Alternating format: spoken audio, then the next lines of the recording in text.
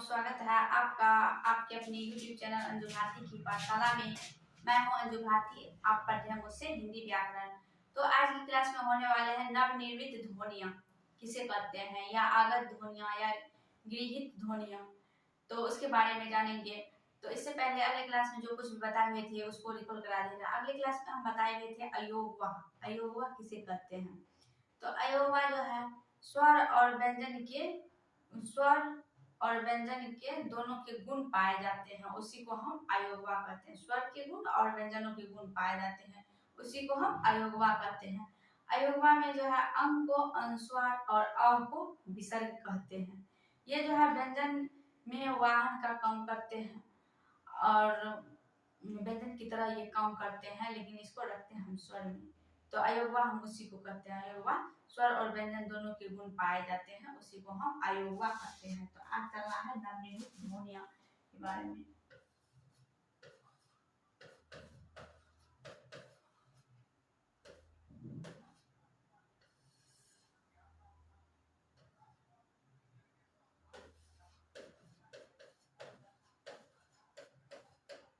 नवनिर्मित ध्वनियां या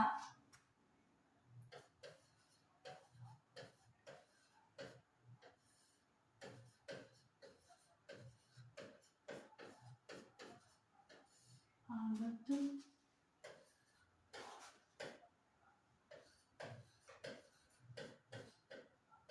ध्वनियां या गृहीत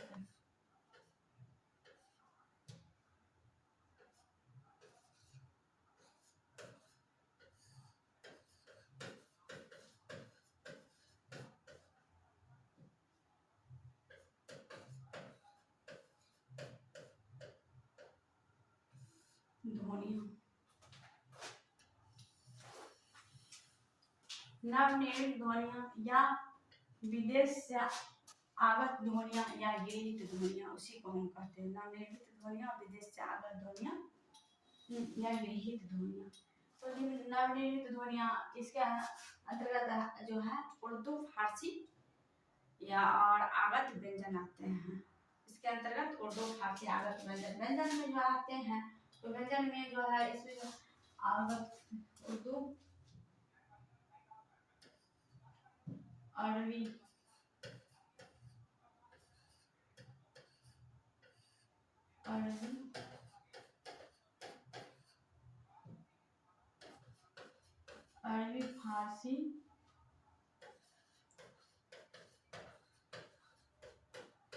फारसी, ध्वनियां या आगत व्यंजन। अरबी फारसी ध्वनियां या आगत व्यंजन। नवनिर्मित ध्वनियां या विदेश से आगत ध्वनियां या गृहीत ध्वनियां। यानी नवनिर्मित ध्वनियां किसको कहते हैं? नया जो ध्वनि आया हुआ है, वहां पे नया ध्वनि, उसी को हम नवनिर्मित ध्वनियां कहते हैं। ये विदेश से, यानी कि विदेश से जो आया हुआ ध्वनि है, उसी को हम नवनिर्मित ध्वनियां कहते हैं। यहाँ पे गृहीत, जो हम ग्रहण करते हैं, उसी को गृहीत ध्वनियां कहते हैं। तो ये जो है मुगल के समय में मुगल जो आए हुए थे, तो वो अपना ध्वनि लेके आए हुए थे, अपना शब्द लेकर आए हुए थे। जैसे कि उसके बाद फिर अंग्रेज भी आए हुए थे, अंग्रेज भी अपना कुछ ना कुछ ध्वनि लेके आए हुए थे, अपना शब्द लेकर के आए हुए थे। तो उसी तरह ये नवनिर्मित ध्वनियां जो है मुगलों के समय, यानी कि अंग्रेज से पहले आए हुए थे अपना जैसे मुगल, तब उसके बाद अंग्रेज आए हुए थे। तो चलिए अब लिखना है इसको, इसका डेफिनेशन। उर्दू, अरबी, फारसी ध्वनियां या आगत व्यंजन। आगत व्यंजन, यहाँ पे व्यंजन आया हुआ है, तो व्यंजन हम यहाँ पे जो दिया हुआ है आगत व्यंजन, यानी कि व्यंजन में जो है कुछ ऐसे ध्वनियां लेके हुए आए हुए थे, इसीलिए यहाँ पे आगत व्यंजन दिया।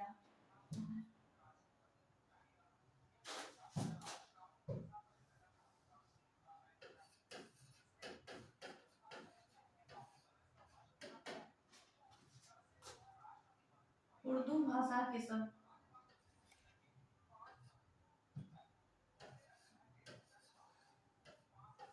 उर्दू भाषा के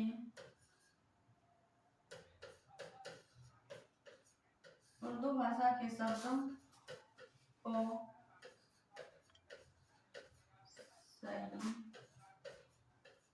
सही सही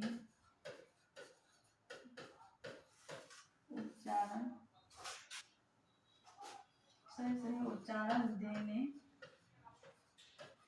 के लिए कुछ व्यंजनों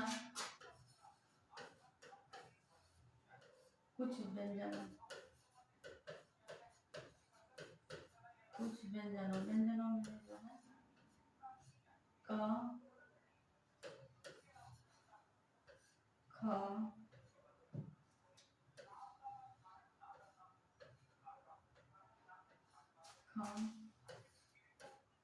ग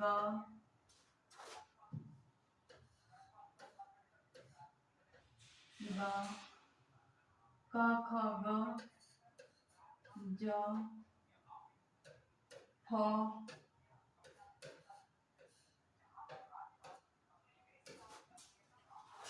के नीचे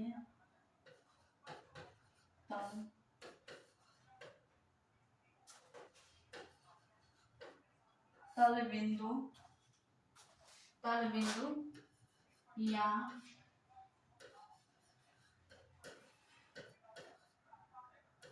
नुक्ता तल बिंदु या नुक्ता का प्रयोग करते हैं उन्हें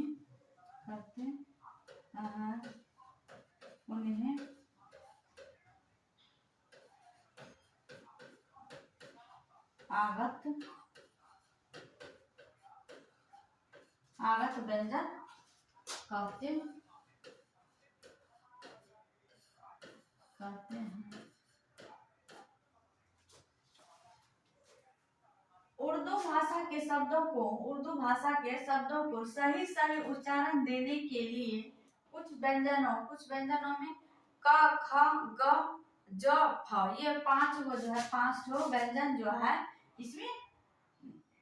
इसमें नुक्ता लगा हुआ है। 5 व्यंजन में नुक्ता लगा हुआ है। इसको हम यानी कि डायरेक्ट व्यंजन नहीं बोल सकते हैं, आगत व्यंजन बोल सकते हैं इसको। क ख ग ज फ के नीचे तल बिंदु या नुक्ता का प्रयोग करते हैं, इन्हें आगत व्यंजन कहते हैं। तो एग्जाम्पल में देखते हैं सो किसके बीच में कहाँ पे तल बिंदु या नुक्ता का प्रयोग लगता है, मुगलों का शब्द में उसके ध्वनियों में क्या अंतर है उसको देखते हैं एग्जाम्पल में।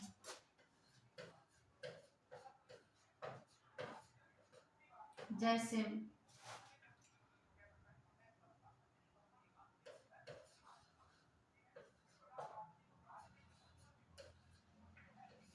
किस्मत, यहाँ पे नुक्ता लगा हुआ है किस्मत। गजल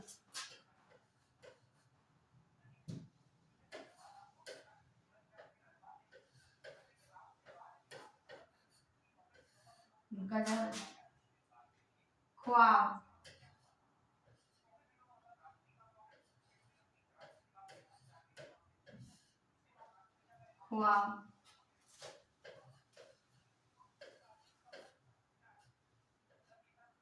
जरा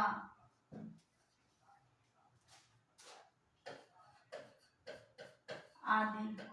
और भी हो सकता है किस्मत, यहाँ पे नुक्ता लगा हुआ है, किस्मत में यहाँ पे नुक्ता लगा हुआ है। गजल में यहाँ पे नुक्ता यानी कि वर्ण के दाएं साइड यानी कि व्यंजन के ये दाएं साइड जो है नुक्ता लगा हुआ रहता है, व्यंजन के दाएं साइड नुक्ता लगा हुआ रहता है। और उसी को हम अरबी फारसी ध्वनियां या आगत व्यंजन भी कहते हैं। उसी को हम अरबी फारसी ध्वनियां या आगत व्यंजन भी कहते हैं। यदि इसको हम नुक्ता को हम हटा लेते हैं, इसमें जो है डायरेक्ट हलंत लगाते हैं तब व्यंजन हो जाता है। इसमें जो है अभी व्यंजन भी है लेकिन नुक्ता लगा हुआ है, इसीलिए जो है हम व्यंजन इसको नहीं कहते, आगत व्यंजन कहते हैं। आया हुआ व्यंजन, आगत मतलब आया हुआ यानी कि विदेश से आया हुआ ये सब चीजें हैं, मुगलों के समय में ये सब चलता था। जब मुगल वे अपना देश से दूसरे देश से आए हुए थे, यानी कि अपना लोग के देश जब आए हुए थे तो ये सब का प्रयोग वो अपना शब्द में करते थे। तो इसके बाद जो है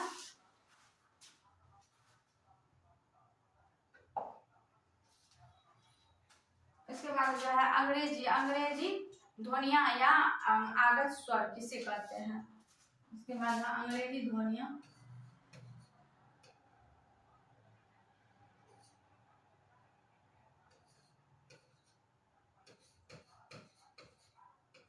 अंग्रेजी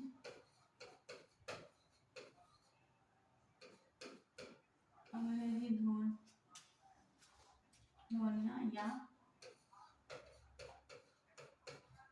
आगत स्वर। अंग्रेजी ध्वनिया किसे कहते हैं, जैसे कि उसमें जो है अरबी फारसी में मुगल आए हुए थे, तो इसी तरह जो है उसके बाद मुगल के बाद अंग्रेज आए हुए थे, तो अंग्रेज भी अपना शब्द कुछ लेकर आए हुए थे। तो अंग्रेजी में यानी कि अर्धचांद बिंदु लेके आए हुए थे, यानी कि हम डॉक्टर को हम जो डॉक्टर लिखते हैं तो उसमें जो है हम लोग पहले लिखते थे तो अपना अपना अनुकूल लिखते थे, लेकिन वे सब जो आए हुए थे तो वे सब ध्वनिया लेके आए हुए थे, तो शुद्ध उच्चारण ध्वनिया डॉक्टर जैसे कॉलेज कॉफी ये सब जो लिखते हैं ये सब जो है अंग्रेजों का ध्वनिया है। ये सब ध्वनिया अपना लोग का ध्वनिया नहीं है। तो इसका जो है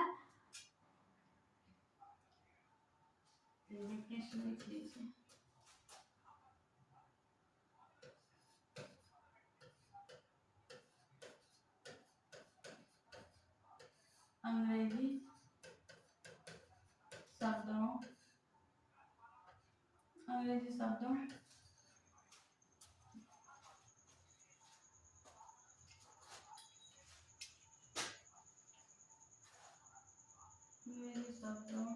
के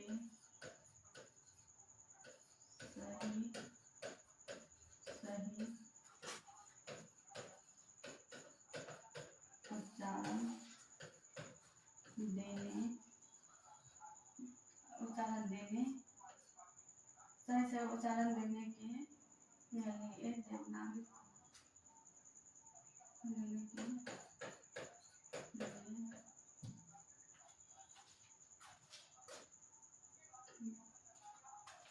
उच्चारण देने के लिए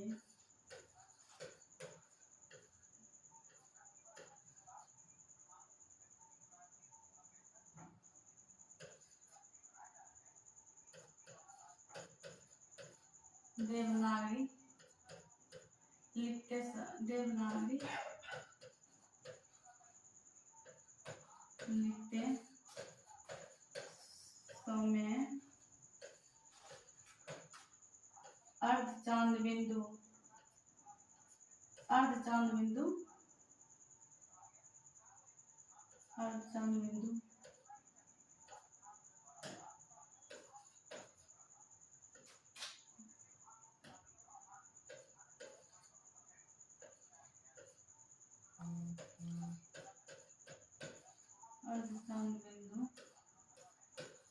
का प्रयोग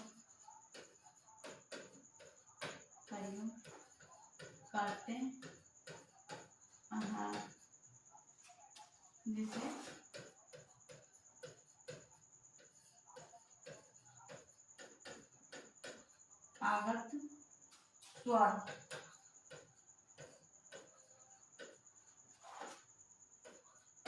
आगत स्वर कहते हैं।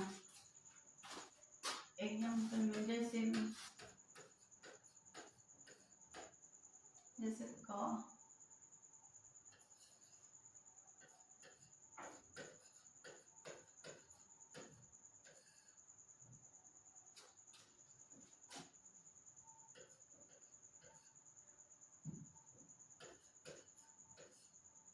कॉलेज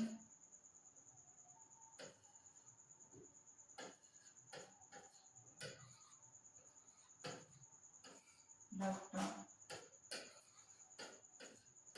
कॉफी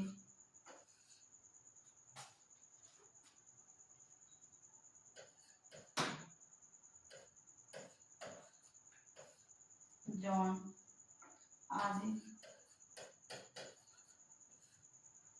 जैसे कि ये डॉक्टर शब्द है, ये जो आए हुए थे डॉक्टर शब्द है इसमें, तो इसको जो है हम ऐसे पहले ड आ तो ऐसे लिखते हैं तो डॉक्टर हो जाता है। इसी में ये दे देते हैं ए तो डॉक्टर हो जाता है।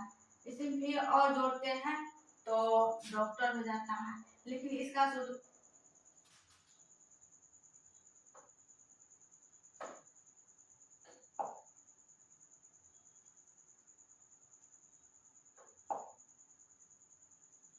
डॉक्टर हो जाता है। इसका शुद्ध उच्चारण जो है यहाँ पे ये होगा। ये जो है जब अंग्रेज आए हुए थे तो वो अपना ध्वनि लेके आए हुए थे, तो इसीलिए इसको जो है स्वर के साथ इसको रखते हैं, यानी कि स्वर के साथ हम इसीलिए रखते हैं, ये जो है स्वर से यहाँ पे अ जो है ये स्वर है, इसमें आ स्वर है, इसमें अर्धचंद बिंदु लगा हुआ है, इसीलिए इसको आगत स्वर कहते हैं। इसीलिए इसको आगत स्वर कहते हैं। आगत स्वर किसे कहते हैं?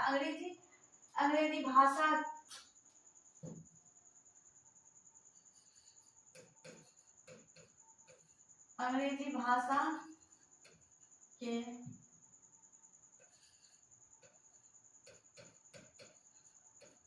शब्दों को अंग्रेजी भाषा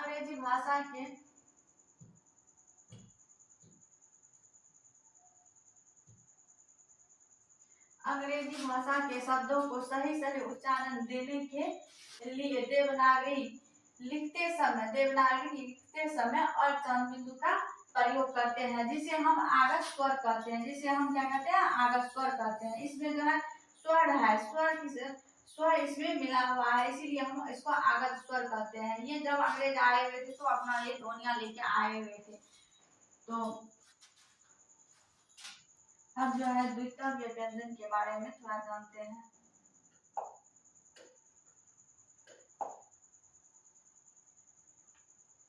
अब जो है द्वितव्य व्यंजन के बारे में। द्वितव्य व्यंजन किसे कहते हैं? जब किसी शब्द में एक ही व्यंजन की आवृत्ति लगातार होती है वहाँ द्वितव्य व्यंजन होता है। वो जब एक ही शब्द का आवृत्ति जो बार बार रिपीट करता है उसी को हम द्वितव्य व्यंजन कहते हैं।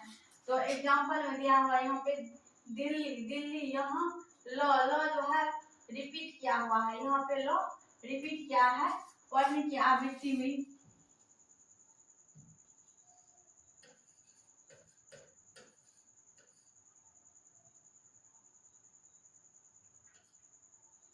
वर्णों की आवृत्ति हुई है। यहाँ पे द ई ल ई, इसको जो है हम वर्ण विच्छेद कहते हैं। संधि विच्छेद कुछ और होता है, वर्ण विच्छेद कुछ और होता है। वर्ण विच्छेद कंप्लीट हो जाएगा तो संधि विच्छेद करने में उतना टाइम नहीं लगता है। वर्ण विच्छेद यहाँ पे ल जो है बार रिपीट किया हुआ है। फिर यहाँ पे एक एग्जाम्पल लेते हैं उच्चारण।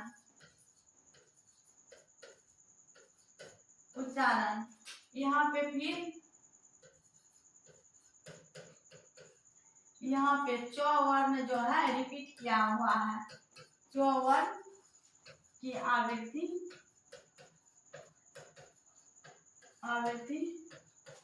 हुई है। च वर्ण की आवृत्ति हुई है।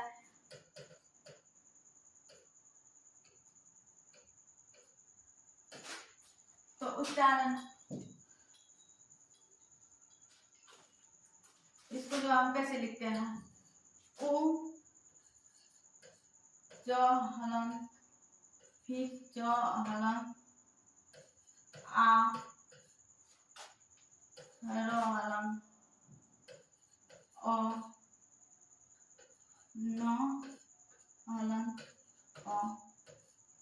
ये जो है उच्चारण हुआ, वर्ण का उच्चारण, ये वर्ण विच्छेद हुआ। उ च आ र, यहाँ पे र में अ छिपा हुआ है, यानी कि र बोलते हैं तो इसमें अ ध्वनि आता है। तो र आधा र, अ आधा फिर न, अ। ये क्या हुआ, उच्चारण हुआ है। इसी को द्वितव्य व्यंजन कहते हैं। जब किसी शब्द में एक ही व्यंजन की आवृत्ति लगातार होती है, यानी कि कोई सा वर्ण ले, जो कैसा शब्द लेते हैं उसमें जो एक ही आवृत्ति लगातार होते हैं, एक ही आवृत्ति। एग्जाम्पल में लिखिए फिर, सज्जन, तो जो यहाँ पे जो है बार बार रिपीट हुआ है, यहाँ पे लगातार रिपीट हुआ है।